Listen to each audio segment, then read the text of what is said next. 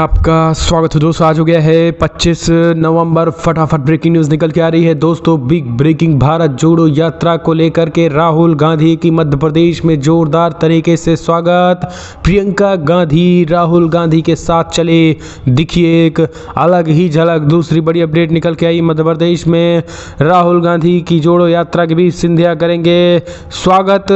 Congress party ने कहा जल्द ही सिंधिया हो सकते हैं। राहुल गांधी की भारत जोड़ो यात्रा हो सकती है घर वापसी, ये बड़ी खबर निकल के आई है। तीसरी बिग ब्रेकिंग निकल के आ रही है, जहां आपको बता दें जामा मस्जिद की शाही इमाम बुखारी का यूटर्न रद्द हुआ। लड़कियों की एंट्री पे बैन का फैसला, उपराज्यपाल के अनुरोध पर शाही इमाम ने लिया है फैसला, वो हम आपको बताएंगे। इस बीच बड़ी खबर निकल के आई है, गृह मंत्री अमित शाह गुजरात हार को देखकर यूसीसी को लेकर फिर किया बड़ा ऐलान। कहा यूनिफॉर्म सिविल कोड लाने की पूरी है तैयारी। वहीं केरला में गौतम अडानी के पोर्ट का जब भयंकर विरोध हुआ शुरू, लोग सड़कों पर उतरे, लगातार हो रही है मोर्चाबंदी, हम आपको बताएंगे। वहीं मध्य प्रदेश में कांग्रेस पार्टी के मुख्यमंत्री चेहरे को लेकर लगभग प्रतिभा सिंह और विक्रमादित्य सिंह ने मल्लिकार्जुन खड़गे से की है मुलाकात। वहीं चंपा गोष्ठी से पहले सांप्रदायिक सौहार्द कर्नाटक में बिगाड़ने की हो रही है कोशिश, बताएंगे आखिर क्या है पूरा मामला। नीतीश तेजस्वी जाएंगे मुंबई, उद्धव गुट शिवसेना के लिए करेंगे प्रचार, बिहारी वोटों को साधने की है पूरी तैयारी, वो भी बताएंगे। वहीं जिनका मन नहीं लग रहा वो अपना रास्ता तय करे, इशारों में कटारिया का वसुंधरा पर बड़ा हमला, राजस्थान भाजपा में मची फूट। तो एक एक करके जहां विधायकों को खरीद फरोख्त मामले में बीजेपी महासचिव का नाम पुलिस ने थमाया हाजिर होने का नोटिस। वहीं असद ओवैसी ने कहा मैं यूनिफॉर्म सिविल कोड का विरोध करता हूं, इस कानून को फाड़ दूंगा भरी संसद में। तो एक एक करके बताएंगे, लेकिन उससे पहले एक छोटा सा निवेदन, अगर आपने चैनल को सब्सक्राइब नहीं किया तो पल पल के अपडेट के लिए चैनल को सब्सक्राइब करें। दरअसल पहली बड़ी अपडेट निकल के आ रही है दोस्तों, आपको बता दें प्रधानमंत्री मोदी जी कहते हैं अग्निवीर योजना में हम आपको 6 महीने की ट्रेनिंग देंगे और उसके बाद भगा देंगे। राहुल गांधी ने अग्निवीर समेत युवाओं के रोजगार बेरोजगारी के मुद्दे पर किसानों समेत तमाम मुद्दों पर बोला बड़ा हमला। दरअसल आपको बता दें भारत जोड़ो यात्रा मध्य प्रदेश में पहुंच चुकी है, राहुल गांधी की जोरदार तरीके से स्वागत हुई है। इस बीच आपको बता दें राहुल गांधी के साथ जो है वो पूरी तरीके से प्रधान राहुल गांधी के साथ उनकी बहन प्रियंका गांधी, रॉबर्ट वडेरा के साथ उनके बेटे भी शामिल हैं। इस बीच कांग्रेस पार्टी के आला कमान के साथ राहुल गांधी चलते हुए दिखाई दिए हैं। सबसे बड़ी बात यह रही है कि भारत जोड़ो यात्रा के दौरान राहुल गांधी को जिस तरीके से धमकी दी गई थी बम से उड़ाने को लेकर के, इस पूरे मामले में अब पुलिस प्रशासन चप्पे चप्पे पे तैनात हो गई है। बम से उड़ाने की मिली धमकी के बीच अब पुलिस प्रशासन जो है राहुल गांधी की चौतरफा सुरक्षा कर रही है। उस राहुल गांधी की सुरक्षा के तगड़े इंतजाम किए गए हैं। आपको बता दें बुरहानपुर से इस यात्रा का उज्जैन में प्रवेश कर गया है। उज्जैन में भी राहुल गांधी की सुरक्षा को लेकर तैयारियां दौर शुरू हो चुका है। वहीं भारत जोड़ो यात्रा में अगले 4 दिनों तक प्रियंका गांधी भी शामिल रही हैं। इसके लिए वो दिल्ली से अपने पति रॉबर्ट वाड्रा के साथ पहुंची। इस यात्रा के दौरान किसी भी प्रकार की व्यवस्था न हो, इसके लिए उज्जैन पुलिस लाइन भी डमी राहुल गांधी बनाकर सुरक्षा इंतजामों का रिहर्सल किया जा रहा है, क्योंकि राहुल गांधी का भारत जोड़ो यात्रा के दौरान सुरक्षा सहित ट्रैफिक इंतजामों में किसी प्रकार की कोई चूक न हो। इस रिहर्सल के दौरान भी गड़बड़ियां दिखाई दे रही हैं और उन्हें सुधारने के साथ ही मौजूदा पुलिसकर्मी फोर्स को यह बताया जा रहा है कि उन्हें पदयात्रा के दौरान आखिर क्या क्या सावधानियां बरतनी हैं। आपको बता दें एसपी सत्येंद्र शुक्ल ने बताया है कि डमी राहुल गांधी के साथ ही कुल 200 से अधिक पुलिसकर्मी इस यात्रा के रिहर्सल में लगे हैं। इस दौरान आईजी संतोष सिंह ने जानकारी लेते हुए बताया कि राहुल गांधी की यात्रा के दौरान 4 रास्ता पार्टियां एक साथ सुरक्षा घेरा बनाकर चलेंगी। इस रास्ता पार्टी में सुरक्षा अधिकारी के अलावा 40 पुलिसकर्मी भी मौजूद रहेंगे, जो कि यात्रा को सुचारू रूप से चलाने में मदद करेंगे। राहुल गांधी की भारत जोड़ो यात्रा में किसी भी तरीके की कोई दिक्कत न होने पाए, इसको लेकर अतिरिक्त पुलिस फोर्स की तैनाती की जा रही है।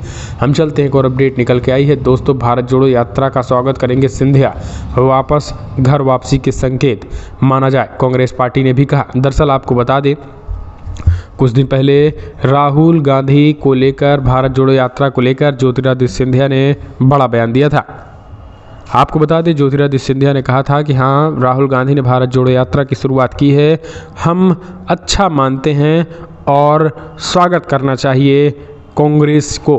तो इस बीच उन्होंने जिस तरीके से स्वागत योग्य बातें कही थी, अब इसको लेकर कांग्रेस पार्टी के नेता ने कहा है बिल्कुल सिंधिया जी का मन बदल रहा है। जिस तरीके से बीजेपी उनका अपमान कर रही है, वो जल्द ही वो घर वापसी करेंगे और वो पूरी तरीके से भारत जोड़ो यात्रा का स्वागत करेंगे। भारत जोड़ो यात्रा के लिए सिंधिया की स्वागत वाली टिप्पणी पे घर वापसी का संकेत ये पूरी तरीके से माना जाना चाहिए, ये कांग्रेस पार्टी ने कहा है। एक और अपडेट निकल के आई है दोस्तों, बिग ब्रेकिंग, जामा मस्जिद में लड़कियों के प्रवेश पर पाबंदी हटी, उपराज्यपाल के अनुरोध पे शाही इमाम ने लिया फैसला। दिल्ली की जामा मस्जिद में लड़कियों के प्रवेश पर लगाई गई पाबंदी को एक दिन बाद ही हटा लिया गया है। आपको बता दें, इमाम बुखारी से बात की और जामा मस्जिद में महिलाओं के प्रवेश पर प्रतिबंध लगाने वाले आदेश को रद्द करने का अनुरोध किया। इमाम बुखारी ने आदेश को रद्द करने पर सहमति जताई है। वहीं आपको बता दें, इससे पहले दिल्ली महिला आयोग की अध्यक्ष स्वाति मालीवाल ने इस फैसले पर विरोध जताया था। मालीवाल ने ट्वीट करके बताया था कि जितना हक एक पुरुष को इबादत का है, उतना ही हक एक महिला को भी है। मैं जामा मस्जिद के इमाम को नोटिस जारी कर रही हूँ और इस तरीके से महिलाओं की एंट्री बैन करने का अधिकार किसी को नहीं है। हालांकि आपको बता दें, मस्जिद की तरफ से कहा गया था कि ये पूरा जो मामला है वो कहीं ना कहीं एक तरीके से अलग एंगल देने की कोशिश की जा रही है। इस मामले में पूरी तरीके से लड़कों को टाइम देती हैं, गलत हरकतें होती हैं, इसलिए जामा मस्जिद के मौलाना ने इस तरीके के आदेश जारी किए थे कि हाँ, लड़कियों को आना है तो वो अपने पिता के साथ आ सकती हैं, भाई के साथ आ सकती हैं, पति के साथ आ सकती हैं, लेकिन बिना किसी यानी एक तरीके से गर्लफ्रेंड या बॉयफ्रेंड बन के मस्जिद में आके, और जाहिर सी बात है किसी भी धार्मिक स्थल में इस तरीके की चीज़ें नहीं होती हैं, तो फिर आखिर मस्जिदों में क्यों, ये सबसे बड़ा सवाल है। और जामा मस्जिद में हालांकि कुछ गाइडलाइंस अभी भी जारी हैं, जैसे जामा मस्जिद में म्यूजिक के साथ टिकटॉक वीडियो और छोटे मोटे वीडियो, वो यानी एक नचनियों का अड्डा ना बनाया जाए और जूते जो है वो बाहर उतारे, जिस तरीके की चीज़ें हैं। अगली एक और अपडेट निकल के आई है दोस्तों, बड़ी खबर निकल के आई। गुजरात विधानसभा चुनाव के मद्देनज़र अमित शाह ने कहा कि हम यूनिफॉर्म सिविल कोड को लेकर हैं प्रतिबद्ध। दरअसल आपको बता दें, एक बार फिर से गुजरात विधानसभा चुनाव में यूनिफॉर्म सिविल कोड का मुद्दा जोर शोर से उठ रहा है। इस कड़ी में केंद्रीय गृह मंत्री अमित शाह ने कहा है कि बीजेपी समान नागरिक संहिता लाने के लिए प्रतिबद्ध है, लेकिन बहस और चर्चा हम करेंगे। उन्होंने कहा है कि जनसंघ ने के दिनों में ही देश की जनता से बीजेपी ने वादा किया था। केंद्रीय गृह मंत्री ने कहा है कि सिर्फ बीजेपी ही नहीं, संविधान सभा ने भी संसद और राज्यों को उचित समय पर यूसीसी लाने की सलाह दी है, क्योंकि किसी भी धर्मनिरपेक्ष देश के लिए कानून धर्म के आधार पर नहीं होने चाहिए। यदि देश और राज्य धर्मनिरपेक्ष हैं तो कानून धर्म पर आधारित कैसे हो सकते हैं। हर किसी के लिए संसद या राज्य विधानसभाओं से पारित एक कानून होना चाहिए। अमित शाह ने टाइम्स नाउ समिट में दावा किया कि संविधान सभा की प्रतिबद्धता को समय के साथ भुला दिया गया है, लेकिन हम इसको लाएंगे। तो चुनाव से पहले ये चीज़ें कांग्रेस ने इसे एजेंडा बताया। अगली एक और अपडेट निकल के आई। केरला में गौतम अडानी पोर्ट का भयंकर विरोध जारी, लोग सड़कों पर उतरे, बीजेपी की बड़ी मुश्किलें। अरबपति गौतम अडानी के उस मेगा पोर्ट का मछुआरा समुदाय लंबे समय से विरोध कर रहा, जिसके निर्माण की योजना केरला में की गई है। आपको बता दें, इस पूरे मामले में केरला के बिझम्बम पोर्ट का जोरदार तरीके से मछुआरों ने विरोध शुरू किया और हजारों की संख्या में कल मछुआरे सड़क पर उतर गए और कहा है कि किसी भी कीमत पर इस पोर्ट का निर्माण नहीं करने देंगे। हम चलते हैं, एक और अपडेट निकल के आई है दोस्तों, अगली खबर, जहां बिग ब्रेकिंग, कर्नाटका में एक बार फिर से सांप्रदायिक सौहार्द बिगाड़ने की कोशिश, हिंदू जागरण ने लगाया विवादित पोस्टर। कर्नाटका में चंपा खष्टी त्यौहार से पहले एक बार फिर से सांप्रदायिक सौहार्द बिगाड़ने की कोशिश की जा रही है। हिंदू जागरण वेदिके ने दक्षिणी कन्नड़ा जिले से सुब्रमण्यम में चंपा खष्टी से पहले एक विवादित पोस्टर लगा करके हंगामा खड़ा कर दिया गया। बताया जा रहा है कि इस पोस्टर में मेले के दौरान अन्य समुदायों की दुकानों और स्टॉलों पर प्रतिबंध लगाने की घोषणा की गई है। चंपा खष्टी व्रत मुख्यतः महाराष्ट्र और कर्नाटक में रखा जाता है। इस दिन भगवान शिव और कार्तिकेय की पूजा करने का विधान है। इस दिन व्रत और पूजा करने में पाप मिटते हैं, कष्ट दूर होते हैं, संकटों का नाश होता है, मनोकामनाएं पूरी होती हैं। तो ये सारी चीज़ें होती हैं। अगली एक और अपडेट, तेजस्वी नीतीश आएंगे, मुंबई जाएंगे, उद्धव गुट शिवसेना के लिए करेंगे प्रचार, बिहारी वोटों को साधने की है पूरी तैयारी। दरअसल बुधवार को पटना पहुंचे आदित्य ठाकरे ने तेजस्वी यादव, नीतीश कुमार को मुंबई आने का न्योता दे दिया है। तेजस्वी यादव को आदित्य ठाकरे ने मुंबई का पर्यटन देखने के लिए बुलाया है और अब कहा जा रहा है कि बिहार के सीएम नीतीश कुमार और तेजस्वी यादव जल्द ही मुंबई जाएंगे। तेजस्वी यादव ने घोषणा की है कि महाराष्ट्र में महानगर पालिका के चुनाव भी हम वहाँ सभी जाएंगे। तेजस्वी यादव के हम सभी का तात्पर्य नीतीश कुमार से था और अब अभी मुंबई महानगर पालिका पे शिवसेना उद्धव गुट का कब्जा है। और अब जब शिवसेना में दो फाड़ हो गया है, तब आने वाले चुनाव में उद्धव गुट जीत में जो है वो बिहारी वोटों की बड़ी भूमिका बताई जा रही है। आपको बता दें, बाकायदा तेजस्वी यादव से जो है वो बातचीत हुई है और नीतीश कुमार से भी जो है वो बात हुई है आदित्य ठाकरे की मीटिंग। अगली को और अपडेट निकल के आई है, राजस्थान बीजेपी में फोड़, जिनका मन नहीं लग रहा वो अपना रास्ता तय करे, इशारों में कटारिया का वसुंधरा पे हमला। राजस्थान में कांग्रेस के खींचतान के साथ बीजेपी की गुटबाजी भी बराबर चल रही है। यहाँ कांग्रेस में कुर्सी की लड़ाई जोरों पे है, वहीं बीजेपी खेमे में कुर्सी पे बैठने वाले चेहरे को लेकर तकरार चरम पे है। ताज़ा घटना के मुताबिक बीजेपी की भारत जोड़ो यात्रा के दौरान निकलने वाली जन आक्रोश रैली से जुड़ा है, जिसको लेकर पूर्व सीएम वसुंधरा राजे की दूरियां चर्चा का विषय हैं। जन आक्रोश रैली के कार्यक्रम की शुरुआत से ही राजे कैंप ने दूरी बना रखी है। वहीं रैली की तैयारियों को लेकर होने वाली कार्यशाला में नेता प्रतिपक्ष गुलाब चंद्र कटारिया और बीजेपी प्रदेश अध्यक्ष सतीश पूनिया ने बड़ा बयान दिया। माना जा रहा है कि पूनिया और काटियार ने राजे पर निशाना साधा। कार्यशाला में कटारिया बोले, जिनका मन नहीं लग रहा है वो अपना अलग रास्ता ले लें। वहीं सतीश पूनिया ने इस दौरान कहा है कि किसी का नाम नहीं आए या मंच पर जगह न मिले तो उसको मतभेद नहीं रखना चाहिए। अब दोनों नेताओं के बयान को राजे की दूरी से जोड़कर देखा जा रहा है। अगली एक और अपडेट, विधायकों की खरीद फरोख्त मामले में बीजेपी महासचिव का भी नाम, पुलिस ने थमाया हाजिर होने का नोटिस। तेलंगाना में सत्तारूढ़ तेलंगाना राष्ट्र समिति टीआरएस के 4 विधायकों की खरीद फरोख्त मामले में तेलंगाना पुलिस की एसआईटी ने गुरुवार को बीजेपी के राष्ट्रीय संगठन महासचिव वीएल संतोष और 3 अन्य को भी आरोपी बनाया है। इसके साथ ही इस मामले में आरोपियों की संख्या बढ़कर 7 हो गई है। पुलिस ने बीजेपी महासचिव संतोष के हाईकोर्ट के आदेश पर दूसरा नोटिस थमाया, जिसमें उन्हें 26-28 नवंबर को पूछताछ के लिए हाजिर होने के लिए कहा है। इससे पहले एसआईटी ने संतोष और अन्य को 21 नवंबर को पूछताछ के लिए पेश होने को लेकर नोटिस थमाया।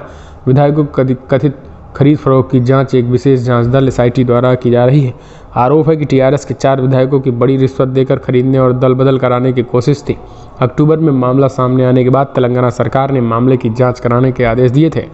एक और अपडेट निकल के आई है दोस्तों, बिग ब्रेकिंग, जहां बीजेपी नेताओं ने थामा सपा का दामन। आजम खान बोले, जुल्म करने और सहने वालों को इतिहास याद रखेगा। दरअसल आपको बता दें, उत्तर प्रदेश में जैसे जैसे रामपुर विधानसभा चुनाव में मतदान का दिन करीब आ रहा है, वैसे वैसे सियासी पारा काफ़ी बढ़ता जा रहा है। जहां अभी 2 दिन पहले ही आजम खान के मीडिया प्रभारी सहित कई नेता समाजवादी पार्टी खेमे से बीजेपी में पहुंचे, तो वहीं आजम खान ने भी सियासी दांव खेल दिया। आजम खान के आपको बता दें, कई नेता बीजेपी के वो समाजवादी पार्टी में आ गए।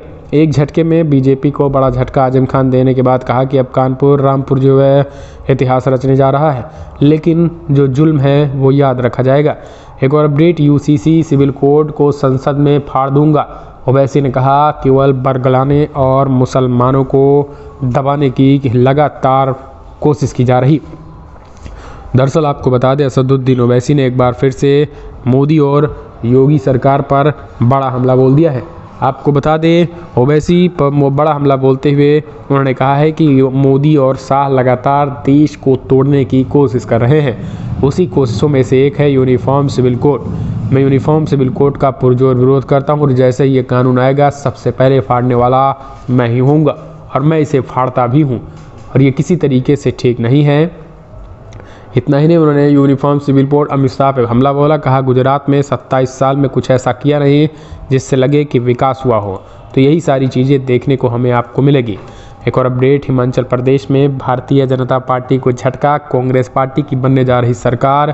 कांग्रेस ने प्रतिभा सिंह, विक्रमादित्य सिंह, मल्लिकार्जुन खड़गे हुई मुलाकात, हिमाचल में सरकार बनाने का दावा ठोक दिया है।